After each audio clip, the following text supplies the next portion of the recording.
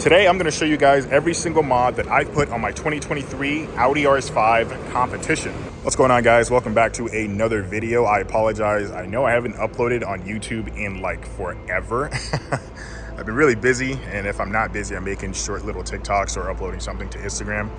As you can see, the RS5 has a completely different look compared to the last time you saw it. I replaced the competition wheels with some new Rohana RFX 11s and some new rubber, and it's slightly higher and lower in certain places to accommodate the new wheels, but we'll get into that. Today, I just want to show you guys everything that I've done with this car so far. But first, I feel like I should go over the spec of this car to give you a kind of base reference as to what you're looking at right here. This is a top spec RS5. This is the competition model, and it's actually the competition model with the carbon ceramic brakes. You can't get these anymore because Audi has some sort of supply chain issue or something like that. But the 2023s, early 2023s, were the only ones to get carbon ceramic brakes. You can find a 2024, but they will just have the normal steel brakes. I don't have the competition wheels, but they come with competition wheels. Maybe I'll flash a photo of that or something like that. They're super light, much lighter than the wheels I got right now. These are kind of my show wheels slash kind of, tie in the black kind of look thing going on. And speaking on the black thing going on, this car actually is not black. Like, you would think it's black, but it's not. It's actually Sebring black. That's the official name for it, but it's very, very, very dark blue. You have to look for it. We also have the carbon package. This is matte carbon. I didn't really know how I was gonna feel about this initially, but I actually like this. It's pretty cool. It's different. Carbon on the front too. Right here, carbon side blades, and carbon diffuser right here. That's pretty cool. Same thing on the other side. RS5 emblem blacked out. Audi logo blacked out. I'm trying to think. Is there anything else I'm missing here? I don't know why, and I know a bunch of other cars get this too, but this car doesn't have the carbon on the door sills. Like, come on, Audi. It's a competition package. You got carbon everywhere, but just not the door sills. Annoying. Don't really like that. Trying to think. Is there anything else? Oh yeah, the rear diffuser. Carbon on the rear diffuser. Pretty cool. Let's first start off with probably the coolest thing that you can see immediately when you're driving the car, and that is the laser headlights and the blue light laser that you're looking at right now. These were a mod that I picked up from a company named NPG Technologies, I think it was. If I forget, I'll correct myself in the title or something like that. But those guys, they know how to enable the matrix LED headlights that these cars are supposed to come with, and they can also turn on the blue light lasers. And so got them, and they are actually working on this car. They work extremely well in the US. I don't know why Audi doesn't just put these on there. I think they got like approved not too long ago, maybe a year or two ago. Here's the blue light lasers. It still does the animation, but as you can see, it's still blue in there, right? And the matrix LEDs are working. You can kind of see the pattern that the matrix LEDs have right there. They allow you to use their high beams all the time, but without blinding the people that are coming towards you. So really, really nice that you can see the entire road all the time. And they move and stuff, so it's really cool to see. I'll probably show you in a second. I'll insert a clip or something like that.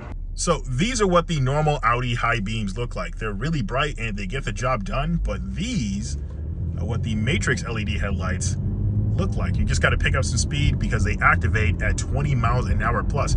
As you can see, they kind of did like a light carpet sweeping effect. Let me show you that one more time. Yeah, they kind of just open up the road. It's the coolest thing ever. And right now they're just on the normal high beams, but if you get to a high enough speeds, you can see that they enable the lasers. And so now it extends out for a long range. It's kind of ridiculous, but the coolest thing happens when you actually see another car oncoming. So let me find one. Here's a car. The matrix LEDs should block out the light for them, and they did. As you can see, they turned that segment back on while keeping everything else just about the same. So that driver did not get dazzled and blinded. Then also, one thing about the matrix LED headlights is you don't really see them too well during the day because they're overpowered by these normal high beam headlights, right? But during the day, if you set them to this setting there, during the day you can see them all the time. So people definitely notice, and it's one of those small little things that doesn't seem important, but man, does it make your car look like 10 times more expensive, right? Because blue kind of signifies lasers in these German cars. Another thing to mention is this car's stance. It's currently lowered on its RS coilover suspension to its minimum Audi factory ride height, if that makes sense. They give you a bunch of different suggestions in a pamphlet that comes with this car. Let me show you real quick. It's this supplement manual. This supplement manual, it's a little dirty right now, so because every time I pull it out, I'm usually doing something under the car, so it gets a little dirty, but it gives you everything you need to know about the RS coilover suspension, what the tools do, how to adjust things and whatnot. And within here, it tells you how low you can go in this car without having to change your settings. It's awesome. Or without having to, sorry, big old truck. Let's put that back. But it tells you how low you can go without having to calibrate any of your sensors, which is really cool. You can go lower. Audi doesn't recommend it. Like, you can slam this thing to the ground if you really want, have everything tucked in, take out the fender liners. They're coilovers, but you will have to adjust and get this car calibrated for out of the ranges. If you go out of the ranges, they specify. So that's one of this thing. This thing is tucked. I do rub a little bit, and that's mostly my fault because these are super aggressive tires. They're 20 by 10, or wheels and tires. They're 20 by 10, and I have 295s on this thing.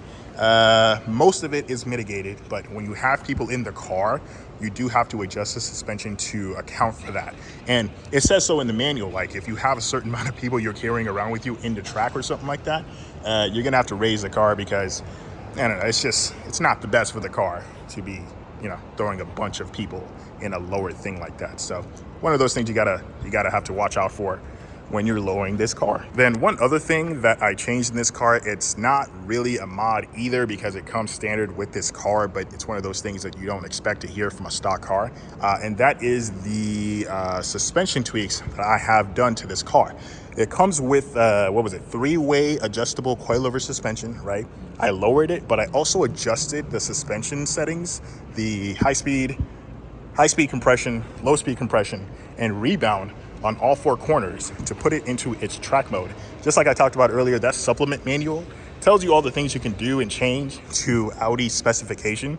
And so within that supplement manual, what I did was I changed the low speed, high speed compression and the rebound to its track setting. The track setting in this car that Audi recommends is incredible. I mention this every time I do one of those POV drives. You guys are probably tired of me saying this all the time, but it's true, man. This car drives like nothing else on the road. And you know, in the past, what I would do is I would always set the suspension to its stiffest mode up front and then soften the rear, specifically because I wanted to induce more oversteer. In the manual, it tells you, hey, you can do this kind of thing. It's not recommended, but you can do this kind of thing to induce more oversteer. And it did, making it stiff up front, soften the rear, or basically just keeping it factory in the rear and stiff up front to its track settings, does make it oversteer quite a lot, like a lot, especially with these tires. It's ridiculous. It feels like a real-world drive car.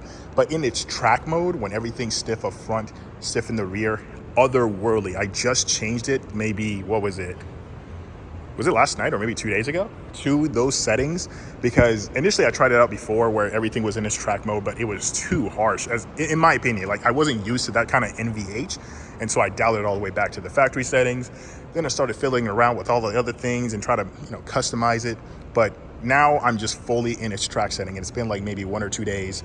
It's next level. When people talk about Audis and cars and driving well, this should be like a staple. This is a thing that people should be talking about. This car, the way it drives, it's incredible. I know people describe Porsches and how they just straight up delete corners. That's kind of what this thing does. If you feel like, I guess one of the other ways I like to describe how this car suspension feels is like, it feels like it's crab walking when you're taking a corner, right? It's otherworldly. It doesn't feel like it's doing what other normal cars do. Because if you imagine you're taking a corner, you lean a little bit, you know, you're kind of swaying, you're fighting the steering wheel a little bit, bumps might take you off the road. That's not what happens here. It feels like you're just sliding on the ground upwards, traveling through the motion. It's a wild feeling.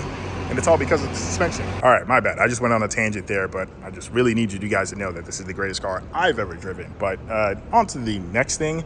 I debadged this car. There's no more RS5 logo, and I think this thing looks a lot cleaner without it. I wouldn't mind putting it back on, but I initially took it off and put an A5 badge on just to kind of be funny, like a little prank or whatever. But now I just took off all the badges, and the back end looks really, really clean. I don't think the RS5 logo makes it look bad, but now everything just looks clean, and that's mostly everything that I have going on. There's not a lot you need to do to this car to make it look like this. This is just incredible, you know what I mean? And I still have the competition wheels. I'm not going to sell them. They're way too expensive to sell, and they're way too valuable for track driving for me to sell. Like, they weigh nothing. So these are just my show wheels. They're also going to be my winter wheels, and whenever I go to the track, I'm going to put my competition wheels because they're significantly lighter. But that's mostly this car. Let me get in real quick.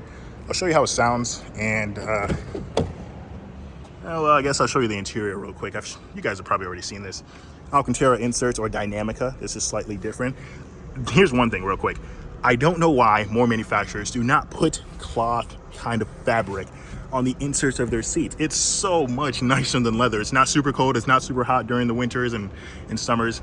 It's just perfect. And the Alcantara wheel, it's been handling itself extremely well. It's awesome. And the Yaris bucket seats, a little bit of piano black on them, red seatbelts, stuff like that. These aren't mods, it's just how the car comes. I haven't done anything on the interior.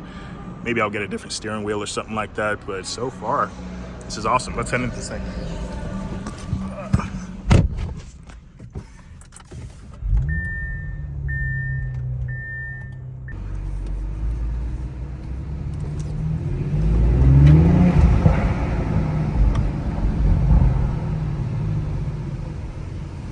Yeah, that res delete sounds pretty nice.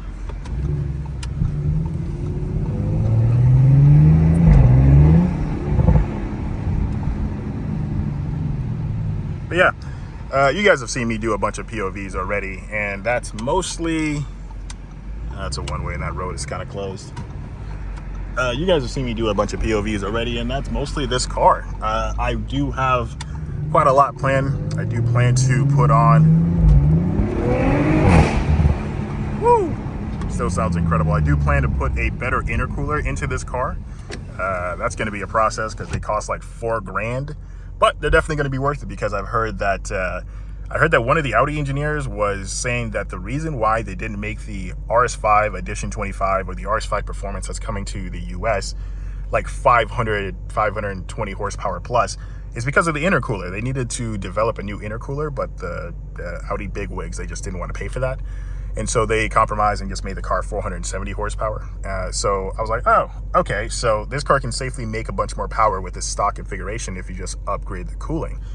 So yeah, I might do that. Like I said, it's a very expensive process and I don't plan to tune this car. This car isn't tuned. I forgot to mention that.